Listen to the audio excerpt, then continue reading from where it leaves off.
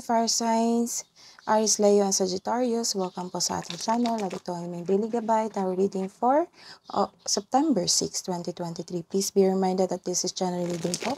So maaari kayo makarelate o hindi, just take what resonates. Gamitin ang reading na ito bilang gabay lamang. Balik po kayo dito bukas para sa ating daily gabay, tarot reading for September 7, 2023. Please like, subscribe, and click bell button para updated po kayo sa daily tarot reading natin. Maraming salamat po. Spirit guides, ano po ang kabuoang energy today ni fire signs? Aries, Leo, and Sagittarius ngayong September 6 po. I need 2 cards. Message nyo po or energy nila ngayong araw na ito.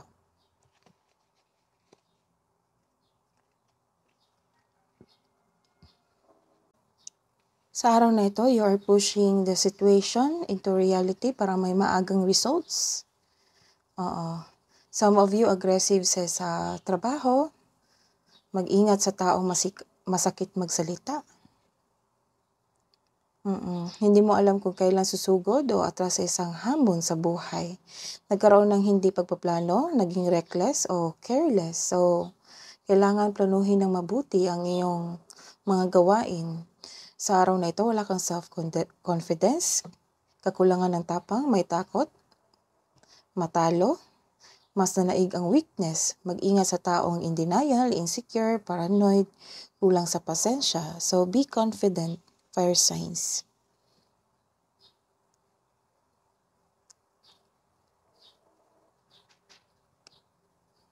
So, this is reverse card also. Nagkaroon ng disappointment. This is the connection of your reverse card sa Knight of Swords. Nagkaroon ng black logic, black intuition, naging emotional ka kasi masakit magsabi tong taong ito. So, disappointed ka, nagkaroon ng emptiness sa iyong pakiramdam. May nakikita ko dito na fertility issue.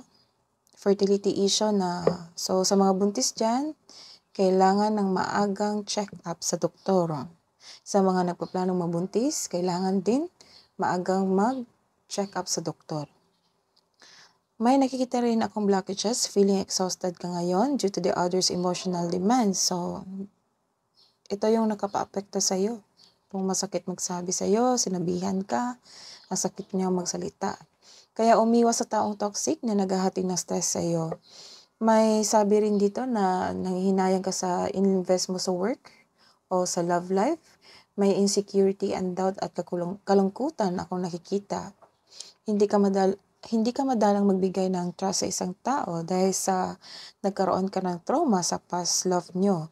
Ang sabi rin dito na a potential new love does not develop into something more lasting. So, sa mga bagong manliligaw, check nyo niya mabuti, baka may red flag kasi may advice dito na parang hindi siya long lasting. Parang hindi siya long lasting magstay sa'yo. So, this card asks you to guard your heart, trust your instinct. Alam naman natin na may tao talaga mabuti lang sa simula, lalo at may tao talagang mabuti lang sa simula, lalo na hindi sila totoo sa sarili nila at sa kapwa nila. Sa katagalan, kung ito ay nagbabalat kayo, maaaring lalabas at lalabas din ang tunay na kulay nito. Kaya I advise na kilalanin mo muna ang taong ito, kung ito ba ay green or red flag. What's the advice po, Spirit guys, for fire signs, Aries, Leo, and Sagittarius ngayong September 6, 2023? So, may parating na malaking transformation sa buhay nyo. A fresh new way of living emerge. So, a new beginning. View from above. Get the big picture. So, this is the connection of your second card, of your Ace of Cups reverse. Na kailangan mong tingnan yung big picture kung totoo ba tong taong ito sa'yo. Yung bagong tao sa buhay mo. So, let's see your career and money. For Aries, Leo, and Sagittarius ngayong September 6 po, Spirit Guides.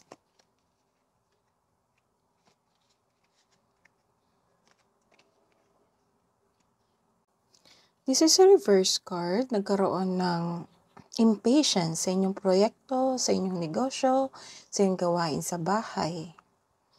Naging impatient ka sa isang sitwasyon o bagay, nagdesisyon ka ng hindi mo masyadong pinag-iisipan kung karapat-dapat ba ito. So, this is the confirmation na may decision kang hindi masyadong pinag-isipan.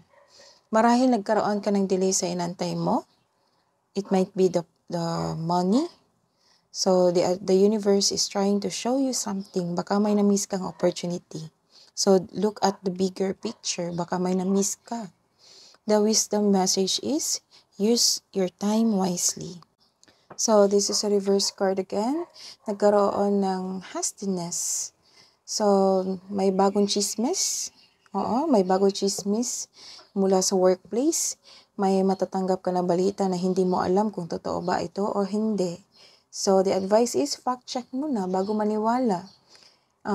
Ilan sa inyo nawala ng panatag, nagpadalos-dalos ng mga aksyon bago magkaroon ng wastong plano. So, this is the third card na advice na posibleng mangyayari ngayong araw na ito, na check your decision kung tama ba ito or makakabuti ba ito sa iyo. Ito ay humantong sa pagpapabaya sa iyong sarili at sa iba kung tuluyan yung ego yung decision nyo ngayon na hindi pinag-iisipan. Ito ay maaaring naugnay sa isang bata sa iyong buhay o isang taong kumikilos na parang bata, nagre-reklamo tungkol sa kanilang mga responsibilidad sa halip na tugunan ang gawaing nasa kamay. So, may kasamahan ka na bata pa sa iyo na nagre-reklamo sa kanyang responsibilidad sa kanyang trabaho. So, let's see your love and romance. Fire signs, Aries, Leo, Sagittarius, ngayong September 6, 2023.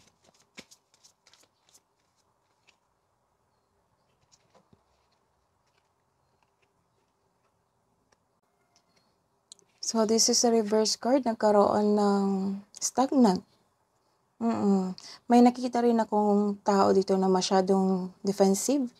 Kung tinatanong mo, dinidefend niya agad yung sarili niya. So, masyado siyang guilty. Nagkaroon din ng immaturity. It might be this co-worker mo o yung kapareha. Or family member. Nagkaroon ng immaturity. So, this is a weakness also. Connected ito sa first card mo. Nagkaroon ng weakness. Ganun. So, this is most probably yourself, hindi sa kapareha mo. Nagkaroon ng weakness, hindi ka confident sa iyong mga gawain. Mag-ingat din sa mga taong manloloko o self-centered na tao. This is a sign na may toxic na lalaki sa buhay mo o matigas ang kanyang ulo. Mabilis din siya mag-react o defensive nga. Defensive siya na tao. So, this is a reverse card. Nagkaroon ng incomplete action dahil sa labis na pag-iisip. Oo. Kung sobra yung pag-iisip nyo, marami kayong gawain, ganun. Naging stagnant, nagkaroon ng delay sa inyong action, sa inyong trabaho, na incomplete yung project nyo dahil sa sobrang pag-iisip. So, para sa mga single, ano yung iniisip ng yung bagong manliligaw o taong interested ka sa kanya? Ano ang iniisip niya towards you? I look for you everywhere. So, hanap-hanap ka niya. Sa mga may relasyon, ano ang message? Hidden message from your partner.